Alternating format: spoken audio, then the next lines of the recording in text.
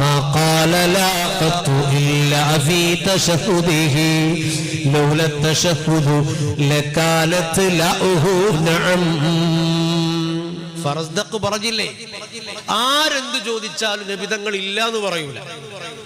പിന്നെയോ കൊടുക്കൽ അനുവദിക്കപ്പെട്ട വിഷയമാണെങ്കിൽ അഷ്റഫുൽ ഖൽഖ് സ്വല്ലല്ലാഹു അലൈഹി വസല്ലം കൊടുക്കും. കൊടുക്കാൻ അനുവദിക്കപ്പെടാത്ത വിഷയമാണെങ്കിലോ തങ്ങൾ ഇല്ലെന്ന് പറയില്ല.